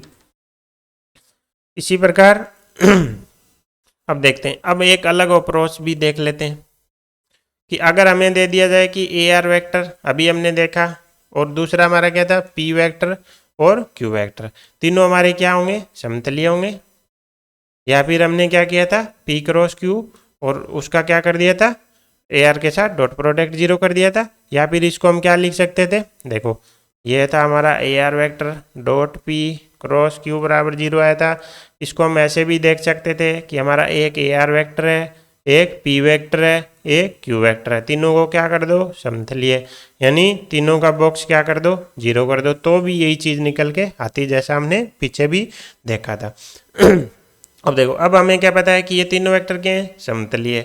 जब कोप्लेनर वेक्टर होते हैं तो किसी भी एक वेक्टर को दूसरे वेक्टर के टर्म में हम रिप्रेजेंट कर सकते हैं, तो यहाँ से क्या होगा, r vector minus a vector बराबर क्या आ जाएगा, lambda P vector plus mu Q vector.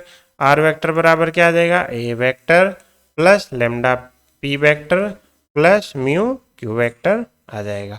तो ये भी समतल की समीकरण को रिप्रेजेंट करेगा, और ये कौन सी इक्वेशन कहलाएगी, समतल की पैरामीट्रिक इक्वेशन कहलाती है। क्यों, क्योंकि इसमें लेमडा और म्यू दो क्या यूज हो गए, पैरामीटर यूज हो गए, जिसमें से हमें पता है P क्रॉस Q हमारा क्या देंगे, अभिलंब दे देंगे।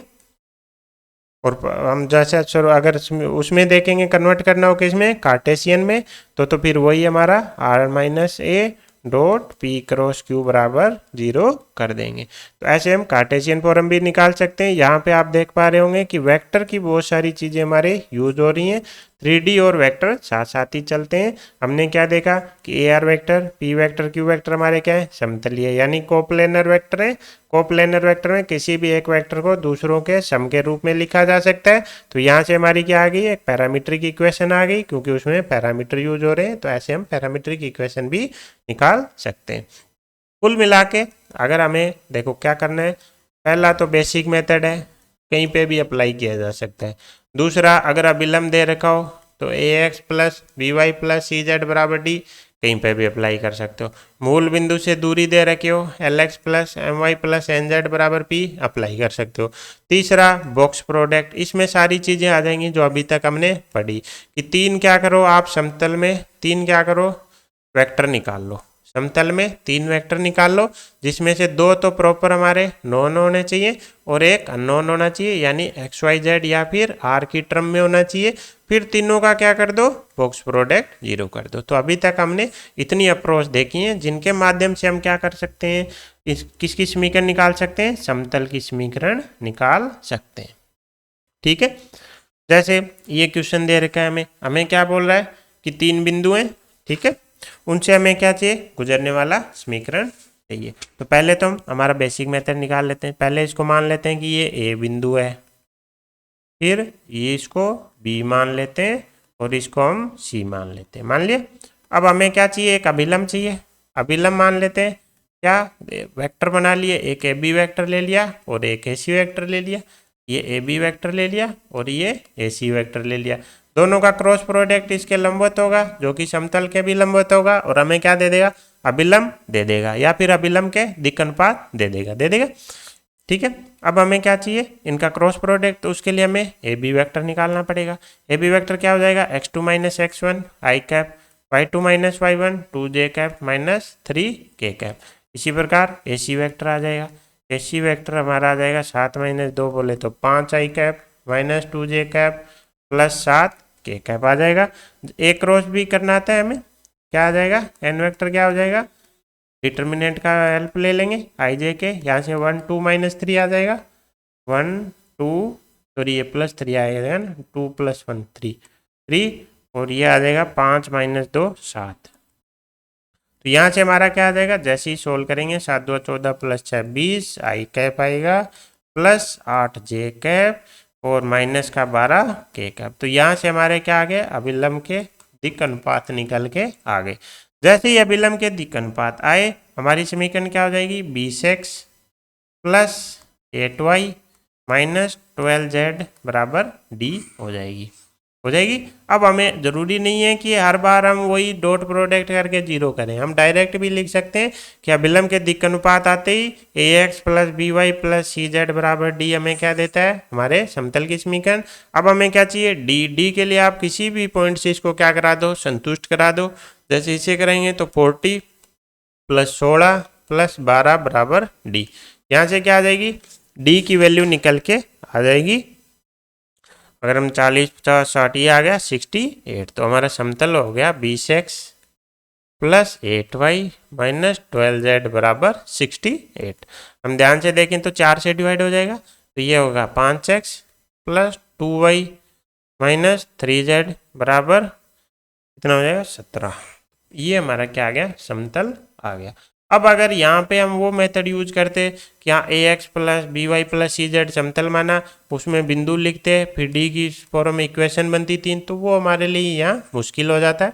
तो हमें डिसाइड करना है कि कौन सा मेथड हमारे लिए कब सूटेबल होगा। उस मेथड की भी अपनी क्या है, खूबी है, वो हम देखेंगे अगले क्वेश्चन में कि वो भी हमारे लिए कैसे यूजफुल हो सकता है। ठीक है, तो हमें क्या करना था, अभिलंब के दिक् अनुपात चाहिए। अभिलंब के दिक् अनुपात के लिए समतल में कोई दो वेक्टर लिए, दो वेक्टर बनाए, उनका क्रॉस प्रोडक्ट किया और हमारा क्या आ गया, आंसर निकल के आ गया।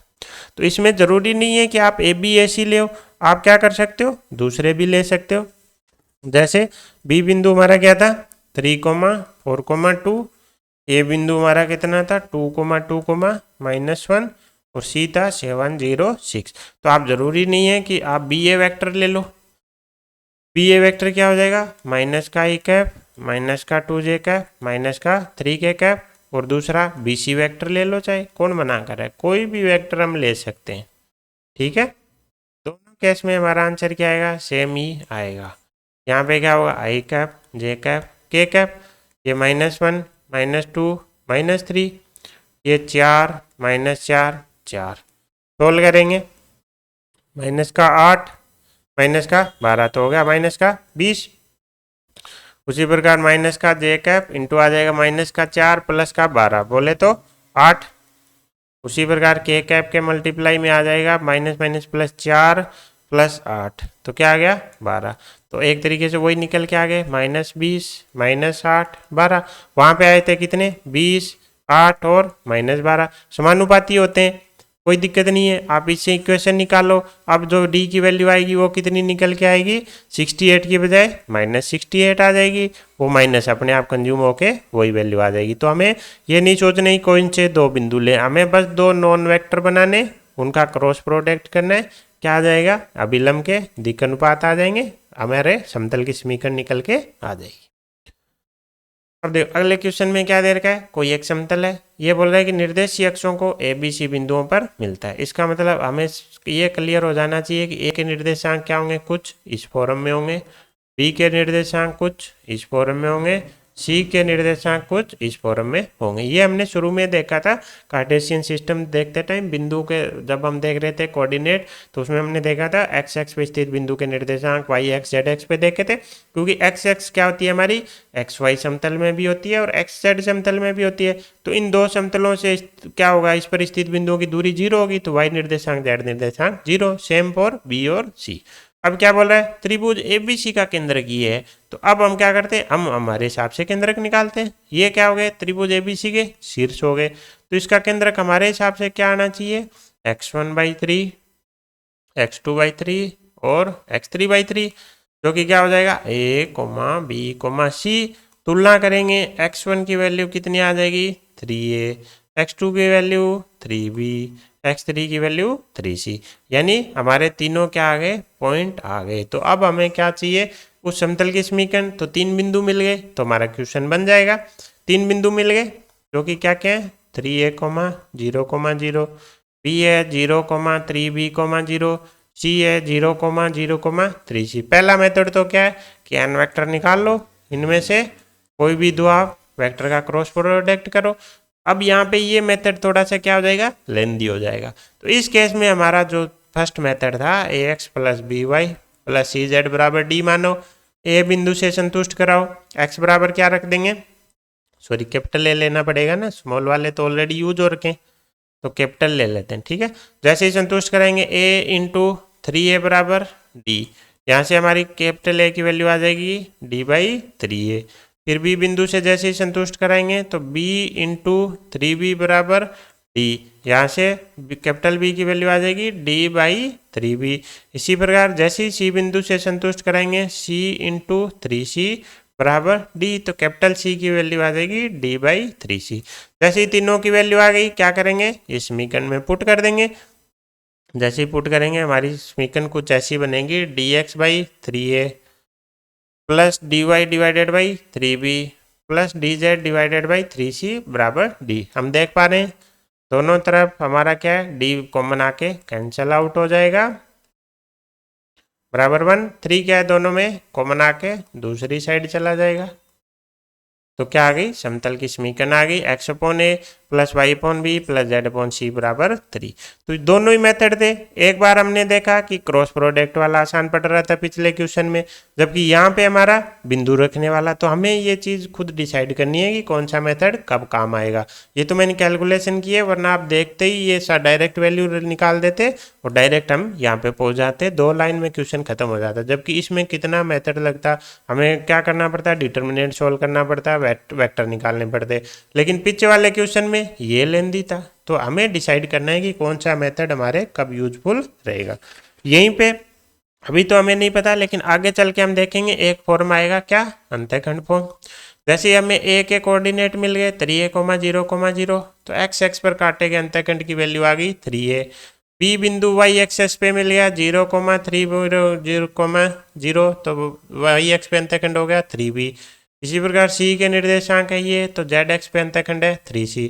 आगे चल के हम पढ़ेंगे अंतःखंड फॉर्म, तो उसमें होता है x divided by X axis पे काटा गया अंतःखंड, y divided by Y axis पर काटा गया अंतःखंड, z divided by Z axis पर काटा गया अंतःखंड बराबर 1। तो यहाँ से ये x/a plus y/b plus z/c बराबर 3, यहाँ से भी आ जाएगा। हालांकि ये अभी हमने देखा नहीं है, इसके बाद हम देखेंगे अंतःखंड फॉर्म भी देखेंगे। अगर हम एन वेक्टर वाले से जाते हैं, 2 वेक्टर का क्रॉस प्रोडक्ट करके, उससे भी आंसर आता और सेम ही आंसर आता, लेकिन उससे क्या होता है, थोड़ा सा लेंदी हो जाता, ठीक है। हम देखो हमें क्या दे रखा है, 4 पॉइंट दे रखे हैं, बोल रहा है समतलीय हैं तो लैम्डा की सभी संभावित मानों का गुणन बताओ। अब यहाँ पे हम दो चीज़ें अप्लाई कर सकते हैं, दो मेथड अप्लाई कर सकते हैं कि जैसे मान लो अगर बिंदु ये क्या है, ये मान लेते हैं ए है, ये बी मान लेते हैं, ये सी मान लेते हैं, ये डी मान लेते हैं। तो हमें पता है अगर 4 बिंदुओं को समतलीय करना है तो आप क्या करो, 3 वेक्टर बना लो, A B A C A D बना लिए, तीनों को क्या कर दो समतलीय। समतलीय के लिए तीनों के बॉक्स प्रोडक्ट क्या हो जाएंगे, 0 हो जाएंगे। तो पहला मेथड तो हो गया ये। जैसे ही ऐसा करेंगे लैम्डा में समीकरण आ जाएगी, ठीक है।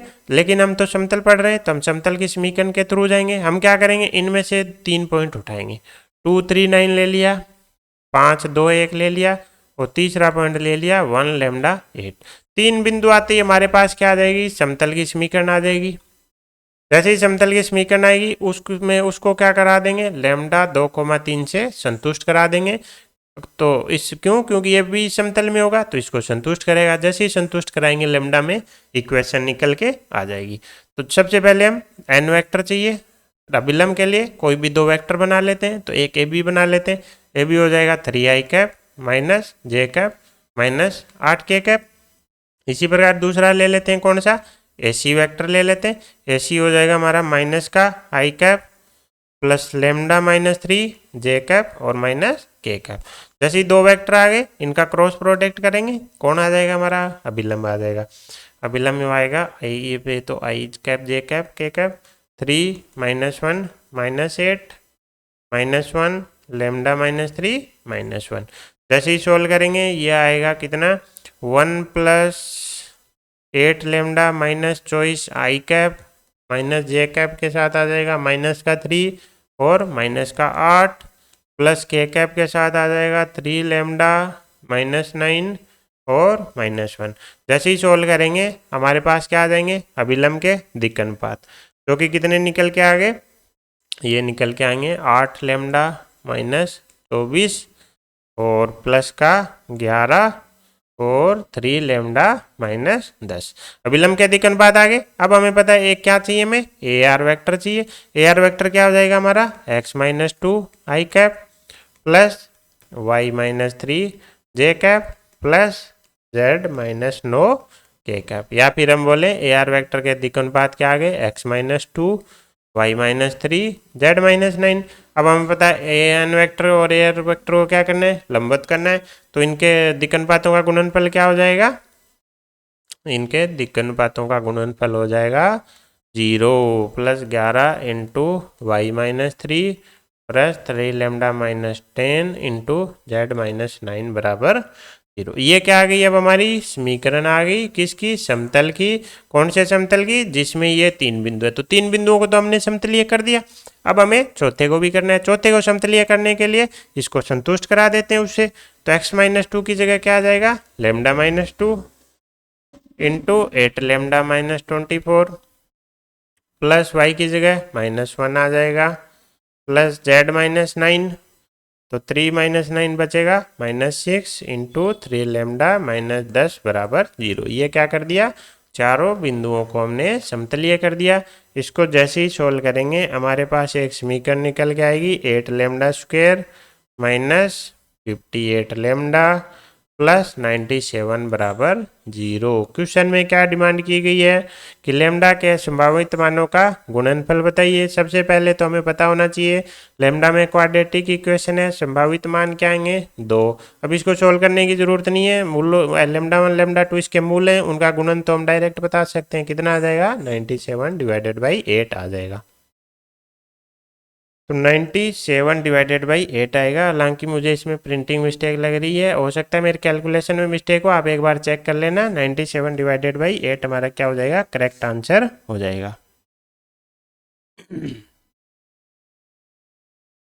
ठीक है, तो हमने किसका यूज किया, समतल का। समतल के लिए हमें क्या करना है, 3 बिंदुओं से हमने एक समतल की समीकरण निकाली, हमने उनको समतलीय घोषित कर दिया।